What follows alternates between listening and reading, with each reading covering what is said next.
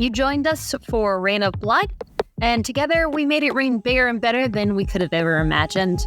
So now, join us for a second blazing inferno of knowledge and exploration. You're listening to Rain of Fire, the scorching sequel event to Rain of Blood, where we're going to delve into the world of fire play education and safety as we prepare for the upcoming Rain of Fire event. Join your host, Miss Kitten, Radically Dark, and Ember Solaris as we ignite your curiosity and stoke the flames of passion with discussions, interviews, and authentic insights from around the globe. Together, we're three flames united in one mission to make quality kink education more accessible and open pathways to conversation and connection about edge play topics around the world. But before we dive into these sizzling topics, a content warning. Rain of Fire discusses mature themes, explicit content, and practices related to BDSM and fire play. So listener discretion is advised, and this is an adult-only podcast. Other topics may include mental health, trauma, consent, and more. So please be sure you're in a good spot to engage in these topics before continuing to listen. So, grab your fire gear, stoke the flames of curiosity, and let's embark on this crackling journey together. Welcome to Rain of Fire. Hey, amazing fire starters. I'm so excited to bring you this podcast tonight. And in my dungeon, far across the seas, I have Jay and Amy chatting to me about fire. And they are from New Jersey, and I'm really super excited. I've chatted a bit to Jay, so I was even more excited to be back connecting with him again. And his beautiful wife, Amy, is joining him tonight. So welcome, guys, and thank you so much for your time, and thank you for being presenters for us on Rain of Fire. We're so excited to have you. Well, thank you. We do appreciate the opportunity to be able to sit down to discuss different things in the realm of fire play and the fire arts, and having the ability to educate is actually our passion. So the opportunity to be able to reach more people and to just present our own perception, our own points of view on fire and the fire arts is just a wonderful experience. How do you feel, Amy? Yeah, and we want to return the thank you for having us and inviting us to be a part of your event. Jay was one of the first fire artists that I spoke to, and he just filled me with so much passion, and I loved a lot of what he spoke about with consent. It's my passion too, so just really felt like we were all connecting on the same ethical standpoint, and I was just excited from that moment on. So from that chat, Jay, I have been burning a lot of things, mostly myself, but yeah, connecting with a whole bunch of people.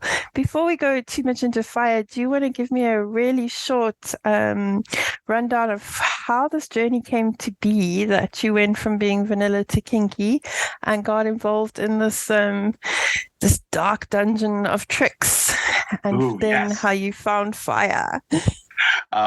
So I actually got into the lifestyle since I was 19 years old. So I started in the swing lifestyle.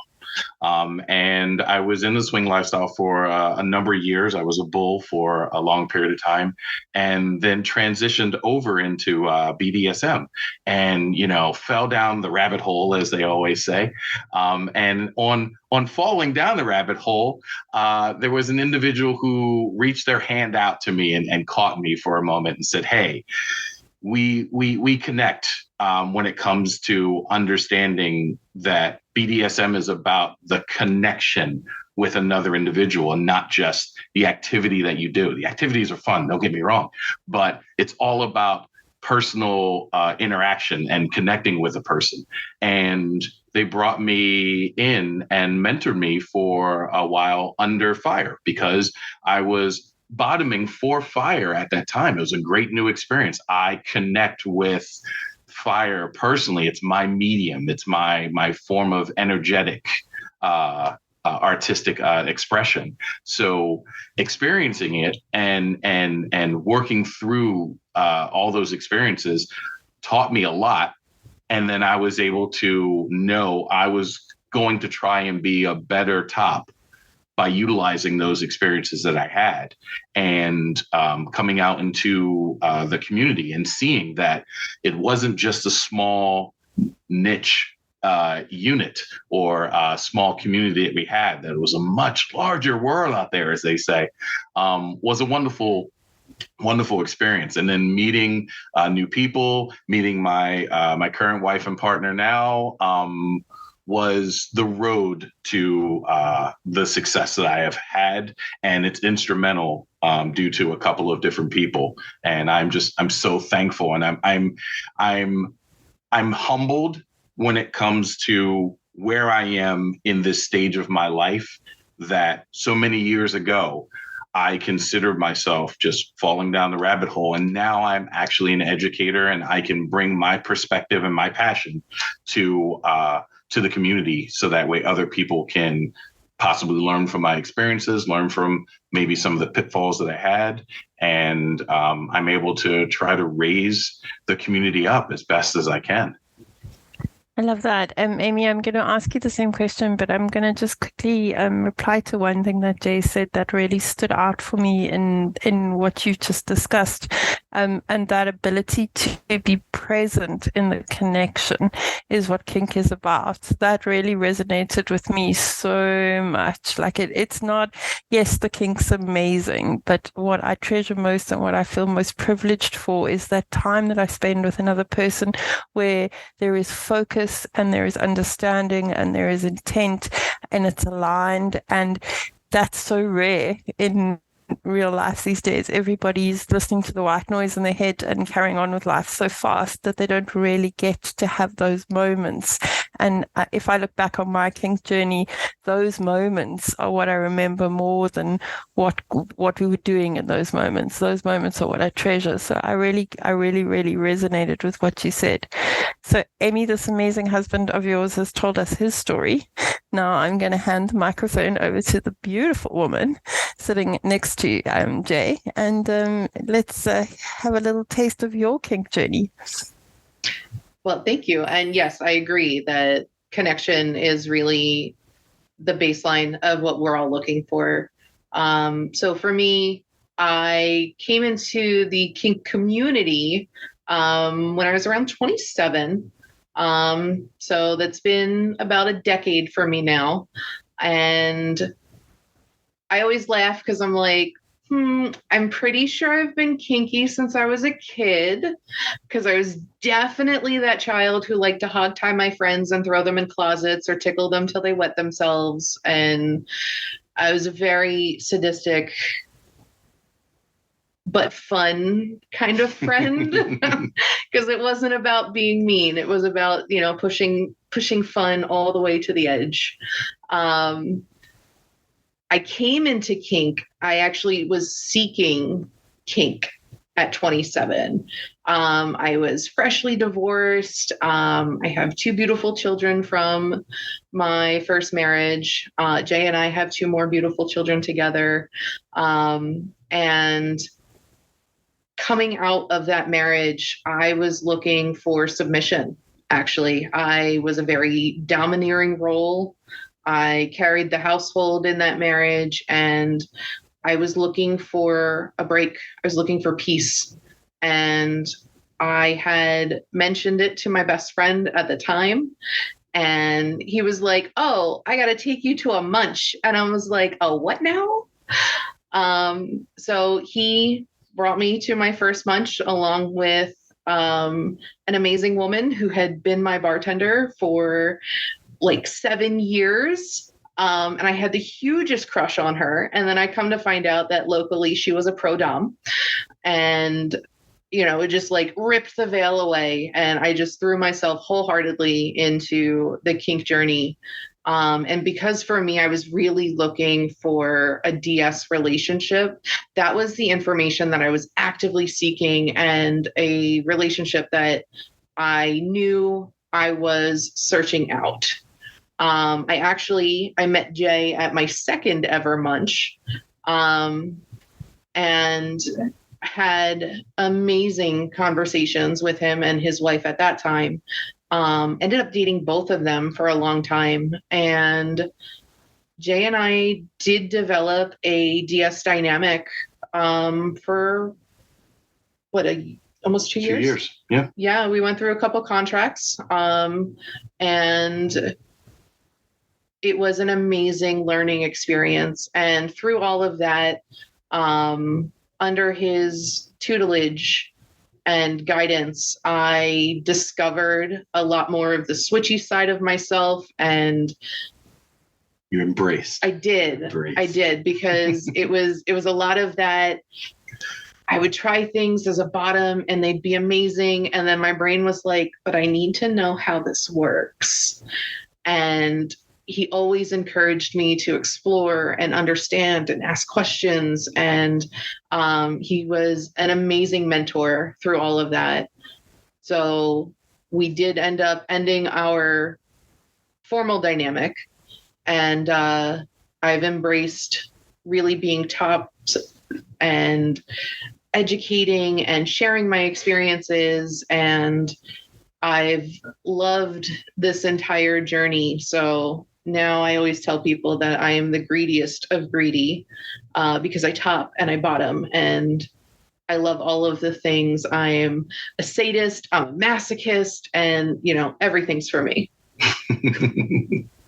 I love that so much. You said something right at the beginning that just like turned a light bulb on in my head. You said you were that crazy friend that did crazy things. I had this like flashback to being 16 and being at a friend's sleepover birthday party and putting one of those electronic weight loss belts on her brother. Obviously not super consensual if I really think back to the actions, but I do remember holding the kid down and really enjoying his pain. So yeah, you might have something there. Like I think that if I think back on my journey, this might have been written in the stars way before I got to. I always tell people, my first love is rope. And it really does go back to, I had a lot of friends who grew up on farms. So I learned how to do accurate hog ties at a young age. And I loved practicing on my friends. I think that's fantastic, and it's so nice. We also grew up on farms, so we also used to the practical side, and definitely brought a lot of my farm skills forward into my dungeon. But it's also a privilege to see two humans understand each other and communicate together and support each other, which is the energy that I feel from both of you, and it's quite special to be able to view it from my country a million miles away. So thank you for sharing tonight with me.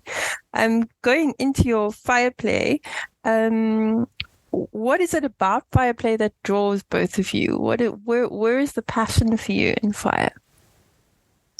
So it's funny because as people get to know us, there are some very standout themes that we have. We are dragons. We are phoenixes. We talk about it. We are individuals that are born of fire and are made of fire and live in fire. So like I said previously, this is my medium. This is how I can connect to the primal aspects of nature. And I always tell a person that you can feel my energy in my hugs and in my fire play. So for me, it is something that I always tell people. I'll never say I'm a master of fire, because if anyone ever says that to you, my humble opinion, run really fast in the opposite direction. What I can say is I've spent a lot of my time in my life understanding how to connect with the fire and to influence it and even possibly manipulate it to a desired effect. But I don't control it. It is something that can absolutely consume you in every aspect, not just the physical. It is dazzling. It is hypnotic. It is energetic. It is warm. It is safe. It is soothing. It's healing. There's just so many ways that you can describe it when you are a part of it. And it's all encompassing. And I agree. The fire is definitely one of my favorite elements. I've always been, hypnotized by fire. For me, my background comes from I was in pre-hospital medicine as an EMT and a paramedic for 17 years. I also did some time as a licensed massage therapist. So for me, a lot of it is about physical healing and the calming of the actual body. And that was actually what got me into wanting to top for fire. It was the first thing that I wanted to learn to top for. And it was twofold because I really loved the fire massage, but I also saw it as a massage therapist as something that I could add to my repertoire of not only does this technically make my job easier as a massage therapist because literally fire helps warm the muscles and soften them. So I don't have to get into as much deep tissue work out of my own muscles. But it was so soothing and so healing that I wanted to be able to pass that on to those people that I literally touched with a healing touch. Oh, guys, you really make fire. Jay has this passion that every time I hear him talk about it, even just a little bit, like it's transferred like instantly to me. So I just want to go back right to the beginning of when you started talking and say, anyone who says they're a master, run. Just from my limited interactions with the medium, and it's something that I'm still in really beginner stages with. Like fire is totally all consuming, and without respect, I think it could be a very dangerous medium. When you talk about it, you talk about your whole language is about being present with the medium, and I really like that, and it's something that I think denotes respect for the medium. And I think without that presence, I think it could be seriously dangerous. We are talking to the kitten with no hair on her arms today because I'm learning to put out fire at the moment, and I didn't really do a great job this afternoon. So I think just knowing that it's something to be respected, and anybody who doesn't respect it, it wouldn't be safe to spend time with and let them set you alight. And then talking about that subject, about safety, just some basics. I don't need to go into the huge details, but what stand out in your mind as really good safety tips for setting up a scene and stuff that is just that you won't play without? So that our listeners, like the kitten in Cape Town, can add them to her list and know that she's doing a little bit better in her safety setup. So there, I would say on average, there are three things, in my opinion, that I do not play without. One is fire blanket for absolute safety, for my bottom safety, for my safety. It is a necessary thing, utilizing it to either extinguish whatever flames or in an uncontrollable fashion, and then making sure the space around my scene is also safe as well. You can utilize a lot of different types of materials for your fire blanket. We personally use duvetine, which is a heavy mesh that is fire resistant as well. I always like to caution people when they talk about getting a fire blanket, you want to make sure you're aware of what materials it's made out of, and you don't just want to see what was cool to see on TV or cool on the internet, because these products are made for not necessarily the fire community, but fire prevention. Mm-hmm. And that being said, is they usually have or are chemically treated to extinguish fire, but they're not good for human bodies. So anything that has any type of acrylics in it, any type of fiberglass, chemical reactions. They will put out a fire, but I would not recommend them in any capacity of using them on a person. So that's one of the things I look at. I look at my setup for my my table. I always make sure I have enough space to be able to utilize what I need and to create the space around where we play is important to us as well. We are constantly moving around the table. So to make sure that everyone is aware of what we're doing and always aware of my wands and where their position is relative to myself and the body and the individual on the table is, in my opinion, of paramount concern. And for me, as I've previously said, the bottom safety is my absolute paramount concern. So when I negotiate, I actually inform that person, I'm willing to put myself in harm's way to make sure you are safe. And I say it, a lot of venue owners hate me when I say this. This place could burn down. They have fire insurance for a reason. You are irreplaceable. This building can be rebuilt. So when we talk about having that respect for fire, it's more about understanding the true devastation of what fire can do, even in small areas, and mitigating that risk and making sure that you are doing everything you can to put your bottom safety as paramount and utilizing that in your setup and what you use for your materials. And I do agree with everything Jay said. Things that I would add to it, especially for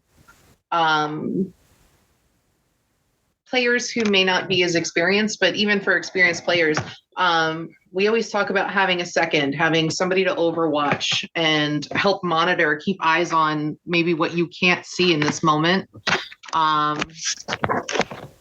Being married fire players kind of lends itself to, we almost always have somebody to watch our back. And again, I come from a medical background. So for me, it's really important to have a aftercare kit that includes things like aloe and or burn cream, just in case. I love that. There's some really good things. I have to say that from a complete newbie, the sharps is my kink. My first acquisition was my medical kit. It might just be the sharps influence, but I just think, like, before you even start, I need to know that once I do harm, because it's going to happen at some point, I have the right things to take care of myself. So that was I think that was the start off of my fire kit, was the medical side. Jay, you mentioned a bit about the blankets, and I have to say, like, I come from a country that's not governed by much safety wise. So when you go and look for a fire blanket, there are a lot of different choices. Some of them are pretty, some of them are not so pretty. 99% of them are not really very helpful.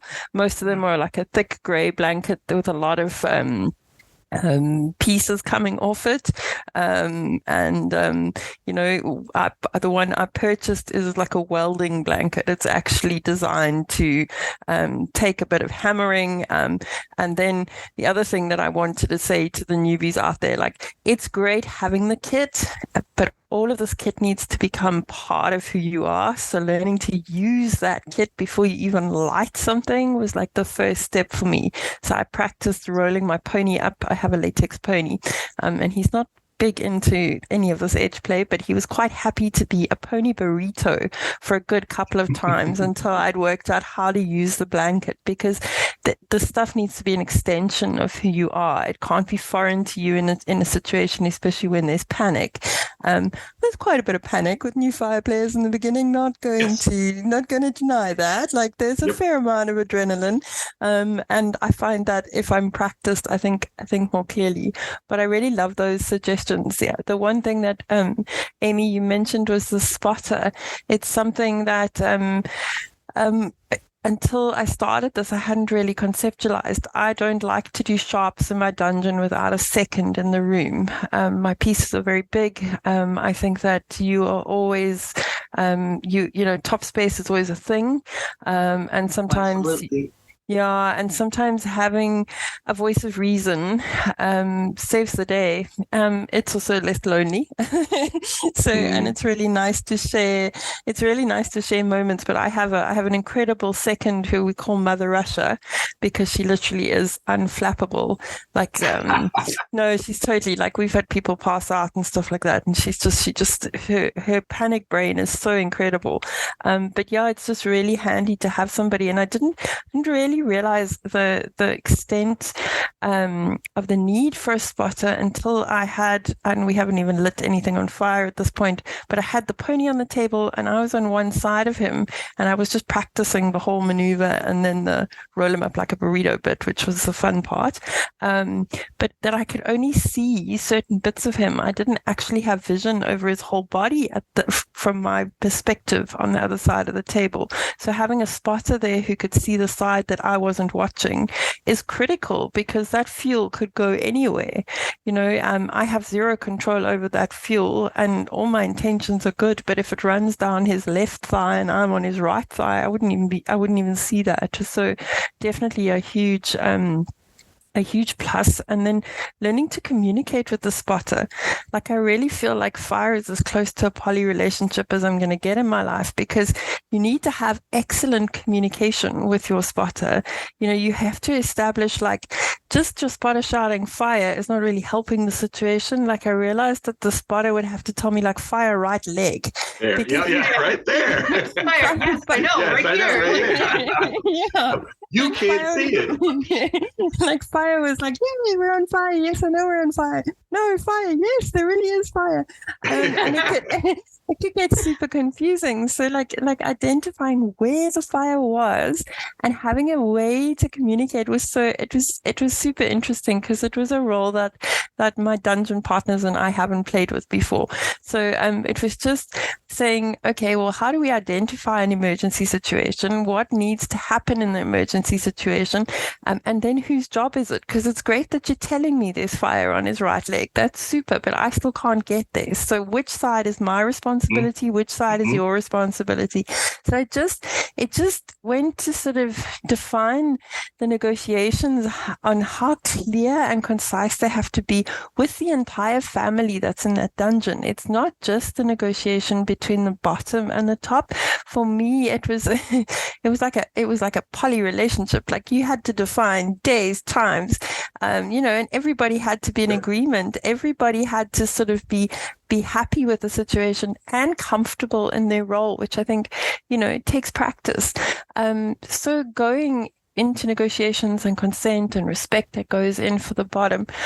What are some key things when you are discussing with the bottom and discussing with the rest of the team? Because this, for me, is a team sport.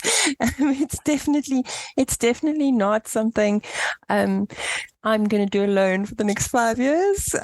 Even with my team support, I have no hair on my arm. So, just what are some things to look out for from a consent perspective? Because in my feeling, in my little experience with fire, is that the consent needs to be embodied in the whole room. It's not just consent with the person on the table.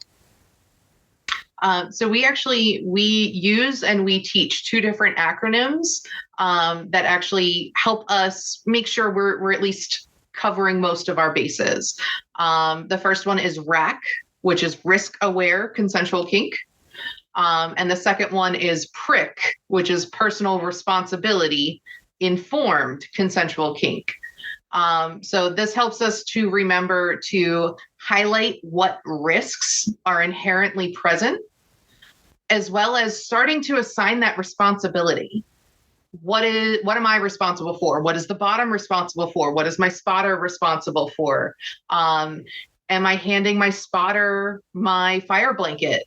That if you see something I don't put out, it's just your responsibility to keep smothering fire. I light it. If I don't put it out, you do.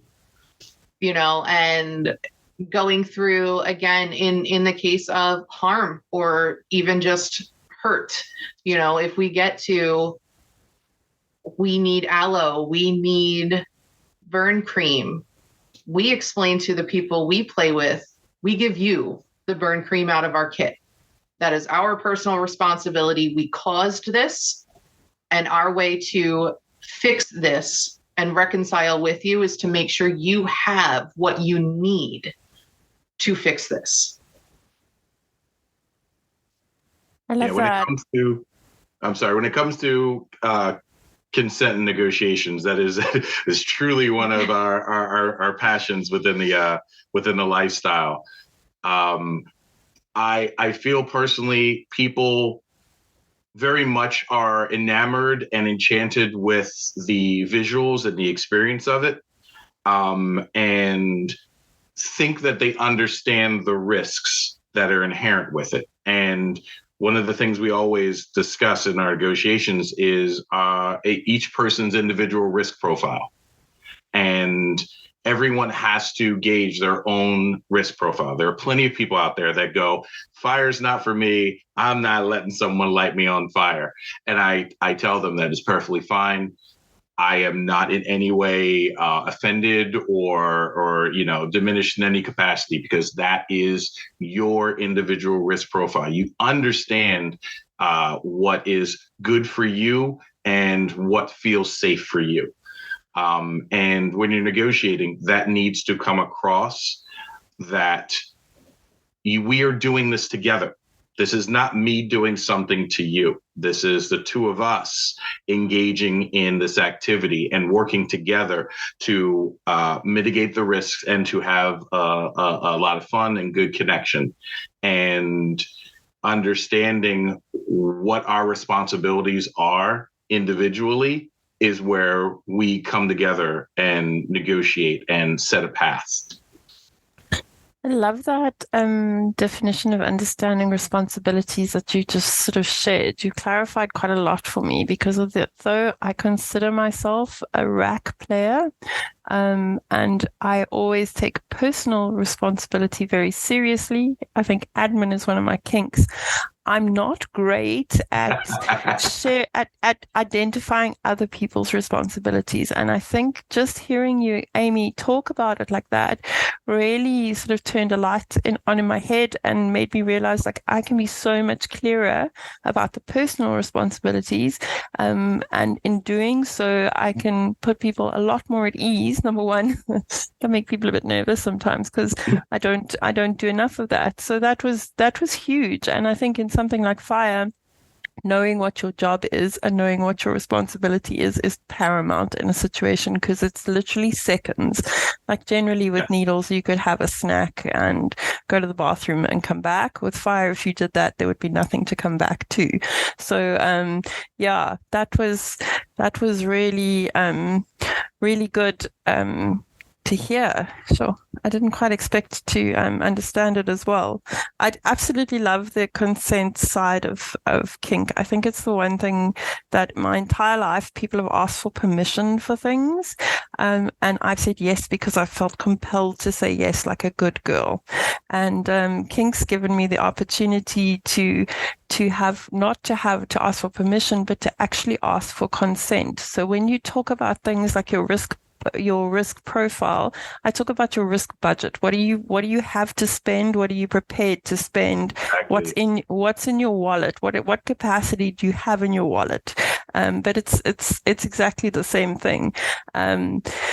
Yeah, and I just think anybody that can say no to me, I automatically have a huge respect for, because they saying no is hard, So if you say that's not for me, I completely respect that, because you are aware of what you can spend in the moment. And as I get older, I have more respect for people who budget well. Probably didn't have as much respect for people who budgeted well when I was younger, but now I have a lot of time for people who can budget really well with stuff.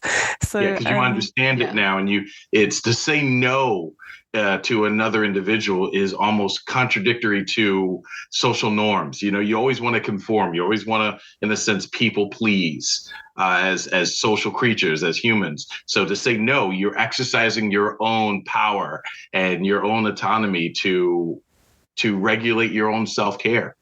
And for a lot of people, that's a difficult concept.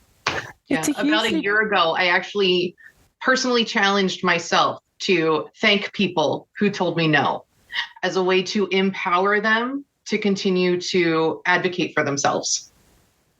I love that. I really that no thing.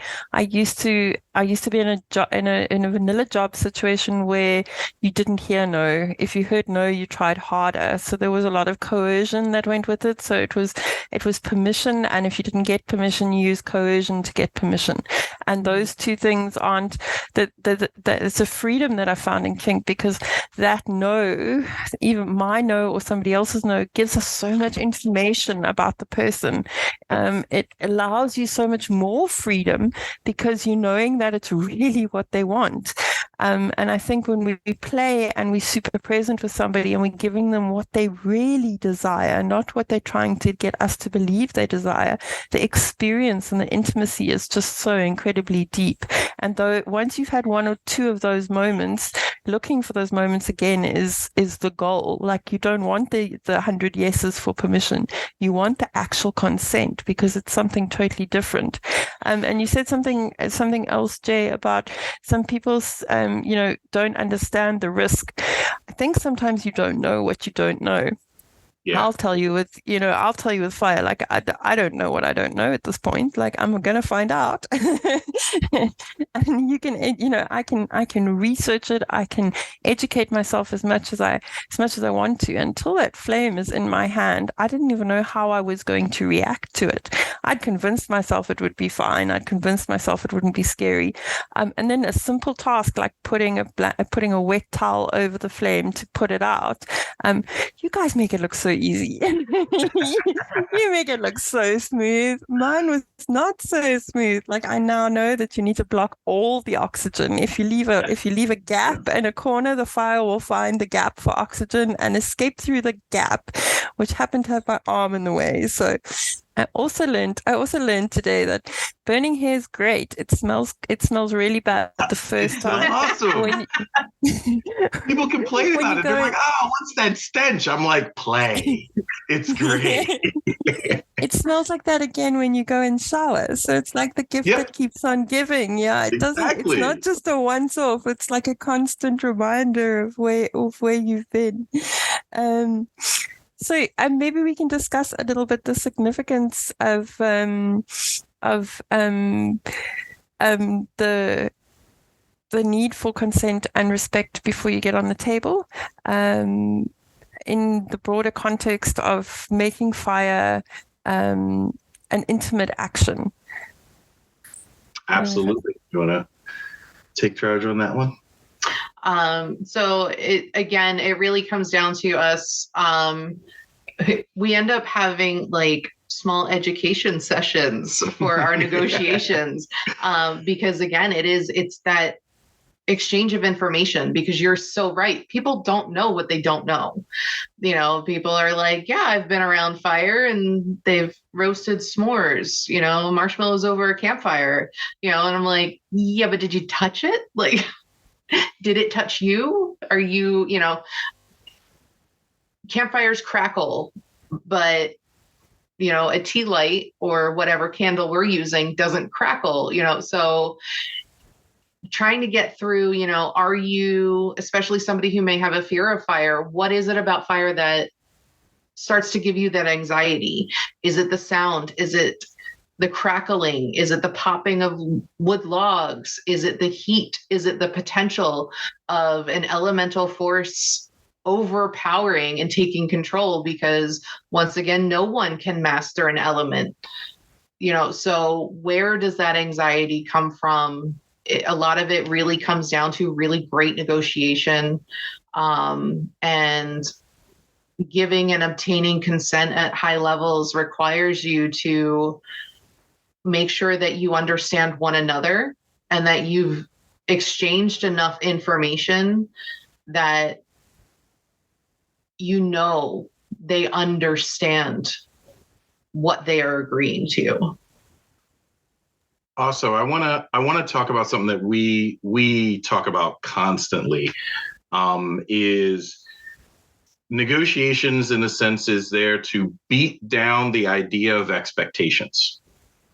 Because when you're playing with someone or when you're negotiating with someone, you have your idea of what an expectation is. And we try to tell people that your expectations are fine, but understand expectations are regrets waiting to happen if they are unfulfilled.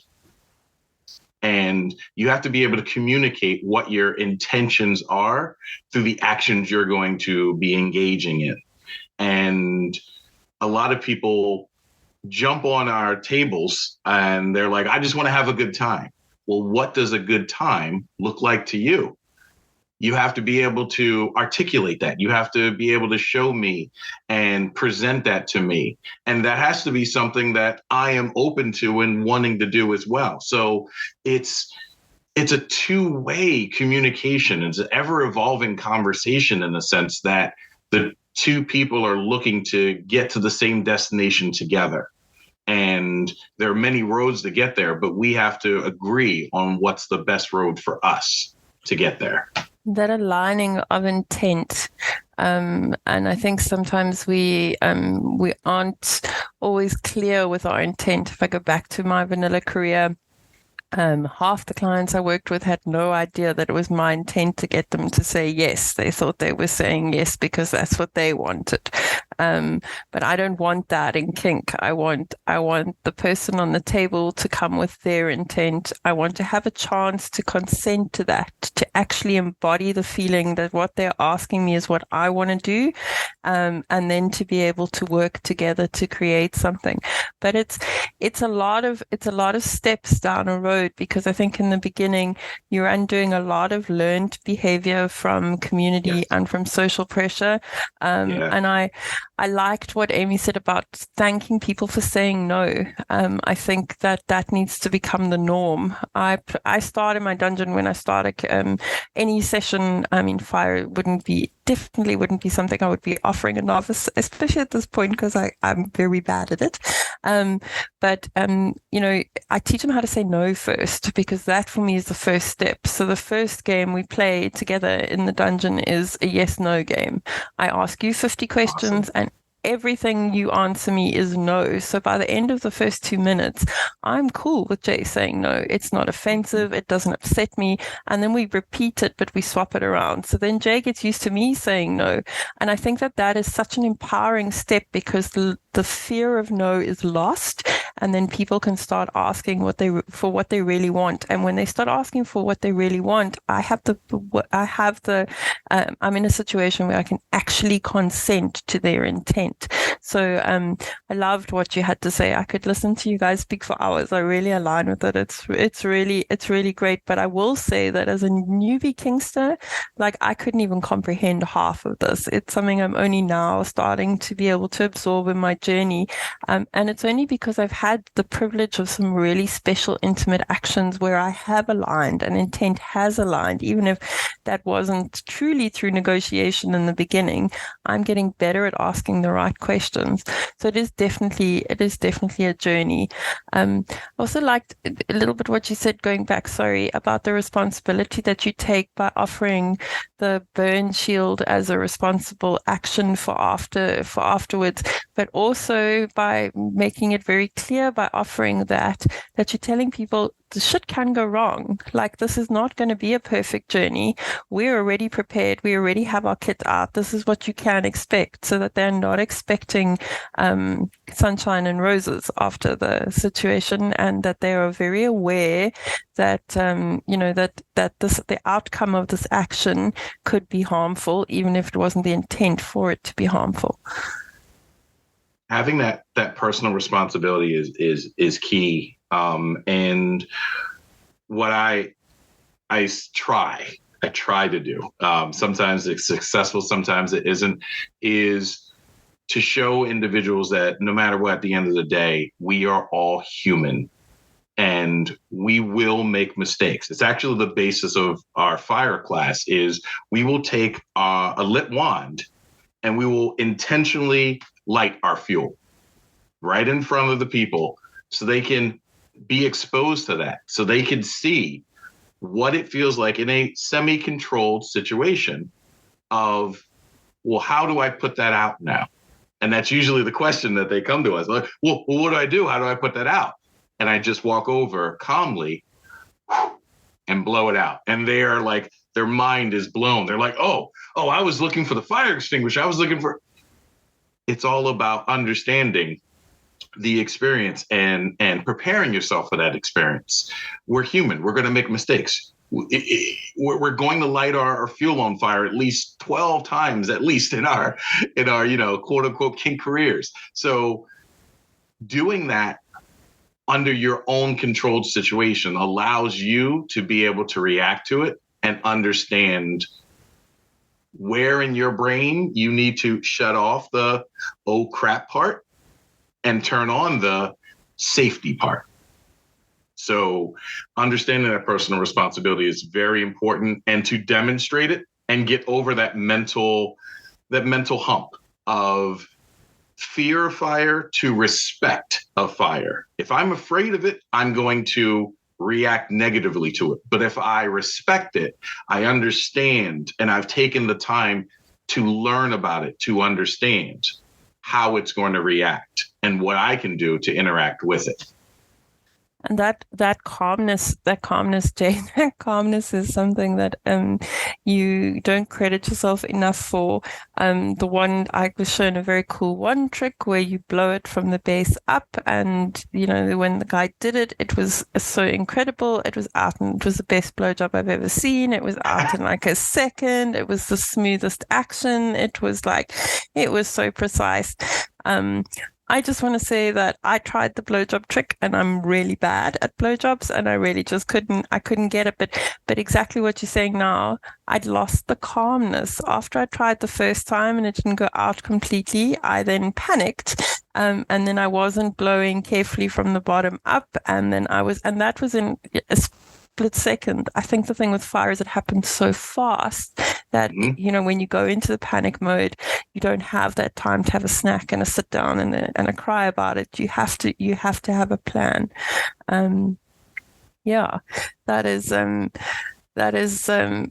You guys don't give us enough credit. You have a lot of skill. The rest of us learning the skill need to practice a huge amount. So how do you educate the rest of us? How do you inform the rest of us so that number one, you lessen the stigma and misconceptions, but number two, that we have a bit more confidence? So like Jay said, a lot of our one-on-one class is actually introducing people to what goes wrong. We will light your fuel bowl on fire on you. We'll light your drip towel on fire. We will give you these panic moments so that you can see them now in a slightly more controlled environment, because we're here with a fire blanket. If you can't figure it out, we already know what we're going to do. But now this thing that you were worried about has already happened. And, people leave our 101 workshops and we're like, listen, you've already survived all of the worst things that can happen. And you've seen a plan on how to fix them. Again, I come from that emergency services background. So a lot of my professional training is, you have to sit down and think your way out of these different situations. Working with police officers, a lot of their homework early on in police academy is thinking their way out of, if you get injured in an emergency, how are you getting out of it? And the only rule for police training is you have to survive. And so it just starts that brain down that path of, if bad happens, I can fix it. So that's a lot of where our education comes from. With my background in emergency services, I'm like, okay, let's go straight to the worst case scenario and work backwards from there. Because if you can address the worst case scenario, I have more fire than I anticipated standing in front of me. You can start getting down to, I didn't want that trail to flash all the way up somebody's back, but I'm fine. It wasn't the whole massage table. It also showcases, in a sense, prepared, readied action of how to extinguish as well. So they're getting the experience of, okay, I have to learn to process this feeling of being overwhelmed by something that has gone wrong. But then they also see an example of, this is how you act in doing that. Because saying it is one thing, displaying it in the moment is what's going to sink in. And that kind of is a little bit of the basis of how our education is across all of our education, is setting a baseline of what everyone is used to and seeing, and then showing them, in a sense, how we all can be better and how we all can evolve within the lifestyle. And I think you had said it earlier, allowing the community to see that we can evolve as individuals, it kind of speaks to us. That's how we make a difference. That's how we, in a sense, leave that little bit of legacy. We're not going to try and change all of the lifestyle, but if we can leave a small snippet of, this is how we can be better together, then that will change future, individuals. And they won't just see the set patterns that have come before us. They can see an evolution of how we can all be better and how we can learn and grasp for that knowledge. I think you definitely changed my outlook on responsibility and dividing responsibility tonight. I definitely have learned a lot from this conversation, and I'm definitely taking that home and making lists for other people instead of for myself. But it was a bit of a light bulb moment that you need to share it. And in sharing it, you need to identify it for everybody in the room. I think that was seriously, something I hadn't considered. So tell me about the good things about fire. Tell me about what your favorite play is and what you enjoy doing most. Let me stand up a little straighter now. For me, I really enjoy two specific types of fire play. I enjoy energetic fires. What we consider energetic fire is allowing an energetic connection with your individual and utilizing an exchange of energy. So we are connecting, and if you are apprehensive, if you're nervous, if those who are neurodivergent sometimes have that anxiety that is always present, we have the ability to tap into that energy and kind of take it from them, purify it, and give it back to them in a either calming manner, or we like to say we can amp you up for hours. So once you get off our table, whatever type of experience you're looking for, if you're looking for that incredibly relaxing, calming experience, we can take that energy, that apprehension and anxiety, and put it into a calming energy back into you. And 35, 45 minutes later, you're just like, oh my God, I don't want to get up off this table. I'm so relaxed. Yes, I did my job. Or, same thing, you're looking to get up off my table and jump into another scene and have that energy to be able to, endure maybe a heavy impact scene or a great takedown and grapple scene. And you just need that extra boost. Yeah, come see me first. Like that's what I love. So those are things that I enjoy. Fire cupping is something I've been doing for many years, and I utilize that in that relaxing motif as well. And then I would absolutely like to say sadistic fire play is, yes, if you see the face. This is Amy, smile. Oh yeah. So she has an adage that she always uses, and I take no offense to it. I love it when she says it. Good, where you say where safety.